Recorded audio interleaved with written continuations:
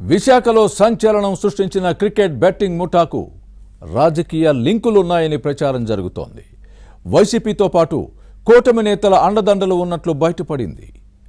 అభివృద్ధిలో కలిసి పనిచేయకపోయినా బెట్టింగ్ స్కామ్లో సహకరించుకుంటున్నారనే ప్రచారం కూడా జరుగుతోంది. ఇంతకీ బెట్టింగ్ ముఠా వెనుక ఉన్న బంగారు రాజులెవరు? కీలక నిందితులు పోలీసులకు చిక్కకుండా వారే కాపాడుతున్నారా? పరారీలో ఉన్న వ్యక్తికి ముందస్తు బెయిల్ కోసం ప్రయత్నిస్తున్నది ఎవరు? Was the story?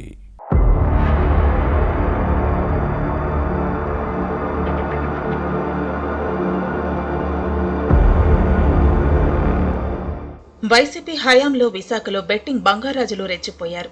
3 ముఠాలు 6 బెట్టింగ్ కార్యకలాపాలు అన్నట్టుగా వ్యవహారం సాగేది. అప్పట్లో చిన్నా చితగా కేసులు పట్టుకున్న పోలీసులు బడా ముఠాల జోలికి వెళ్లలేదనే విమర్శలు వచ్చాయి. బెట్టింగ్ బాబులతో రాజకీయ నేతలకు ఉన్న లింకులే ఇందుకు కారణం. అయితే ఫ్యాన్ పార్టీ పవర్ పోయిన తర్వాత పరిస్థితుల్లో కొంత మార్పు వచ్చింది. కానీ కూటమి ప్రభుత్వంలోనూ వారి హవా ఏమాత్రం తగ్గలేదు. క్రికెట్ బెట్టింగ్లో చాలా మంది అమాయకులు లక్షల డబ్బులు పోగొట్టుకుంటున్నారు. ఎన్నో కుటుంబాలు సర్వనాశనం అవుతున్నాయి. కొంతమంది రాజకీయ నేతలు ప్రజాప్రతినిధుల అండ చూసుకుని బెట్టింగ్ మాఫియా తమ కార్యకలాపాలను యథేచ్ఛగా కొనసాగిస్తోంది. ఫ్యాన్ పార్టీ హయాంలో అయితే ఈ ముఠాకు ఎదురే లేకుండా పోయింది. అందుకే వారు ఆడిందే ఆట పాడిందే పాట అన్న విధంగా వ్యవహారం సాగింది. అయితే కూటమి పాలనలో ఈ ముఠా ఆగడాలకు అడ్డుకట్టు పడుతోంది. అయినా మాఫియా కార్యకలాపాలను ఏమాత్రం ఆపటం లేదు. వీరి వెనక కూటమికి చెందిన ఓ ప్రజాప్రతినిధి, విశాఖ ఫ్యాన్ పార్టీ నేతలు ఉన్నట్టు ప్రచారం జరుగుతోంది.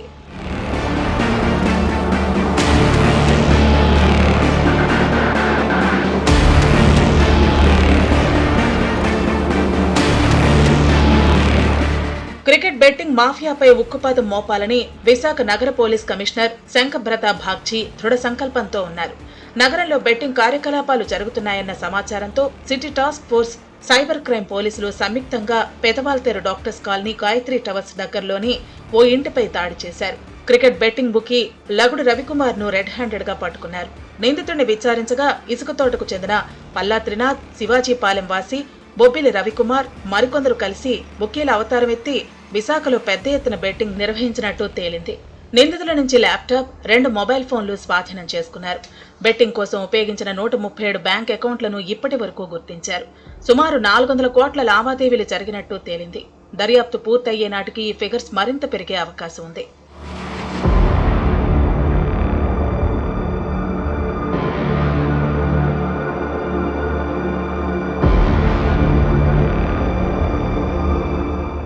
ఈ కేసులో చాలా మంది నిందితులు ఉన్నారు. ఇప్పటి వరకు 12 మందిని అరెస్టు చేశారు. మిగిలిన వారి కోసం గాలిస్తున్నారు. బొబ్బిలి రవికుమార్ తో మరికొందరు పరారీలో ఉన్నారు.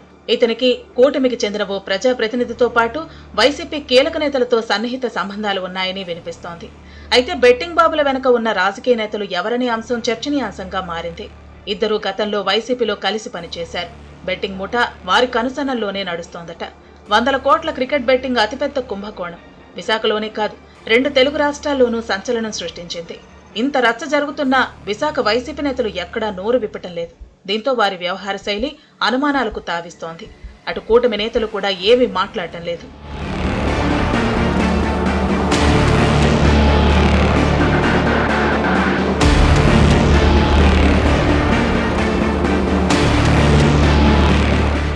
వైసీపీలో ఉన్నప్పుడు అప్పటి ప్రజాప్రతినిధులు గుడివాడ అమర్నాథ్, అవంతి శ్రీనివాసరావు, ఎంవివి సత్యనారాయణ, వంశీకృష్ణ శ్రీనివాస్ తో పాటు పార్టీ నేత పంచకర్ల రమేష్ బాబు కలిసి పనిచేశారు. అయితే సార్వత్రిక ఎన్నికల ముందు వంశీకృష్ణ శ్రీనివాస్, పంచకర్ల రమేష్ బాబు ఫ్యాన్ పార్టీకి గుడ్ బై చెప్పి అనుచరులతో కలిసి జనసేనలో జాయిన్ అయ్యారు. గత ఎన్నికల్లో విశాఖ దక్షిణ నియోజకవర్గం నుంచి వంశీకృష్ణ శ్రీనివాస్, పెందుర్తి నుంచి పంచకర్ల రమేష్ బాబు ఎమ్మెల్యే అయ్యారు. అయితే బెట్టింగ్ మాఫియాలో విశాఖకు చెందిన ఓ వైసీపీ నేతదే కీలక పాత్ర అని వినిపిస్తోంది.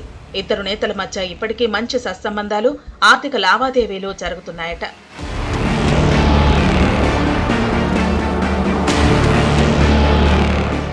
మరోవైపు క్రికెట్ బెట్టింగ్ కేసును పోలీసులు సీరియస్ గా తీసుకున్నారు.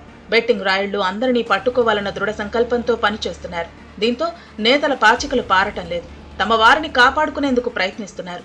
బెట్టింగ్ కేసులో పరారీలో ఉన్న నిందితుడు బొబ్బిలి రవికుమార్ ముందస్తు బెయిల్ కోసం నేతలు యత్నిస్తున్నారని సమాచారం. అభివృద్ధిలో కూటమి నాయకులు, వైసీపీ నేతలు కలిసి పనిచేయకపోయినా బెట్టింగ్ స్కామ్లో సహకరించుకుంటూ ముందుకు వెడుతున్నారనే విమర్శలు ఉన్నాయి. అందుకే ఇంత పెద్ద కుంభకోణం జరిగినా అటు అధికార పక్షం నుంచి కానీ ఇటు ప్రధాన ప్రతిపక్షం వైసీపీ నుంచి ఏ సౌండ్ రావటం లేదు. దర్యాప్తు ఓ కొలికి వస్తే కానీ అసలు రంగు బయటపడదు. విశాఖ క్రికెట్ బెట్టింగ్ వ్యవహారంలో ఏం జరుగుతుందో చూడాలి.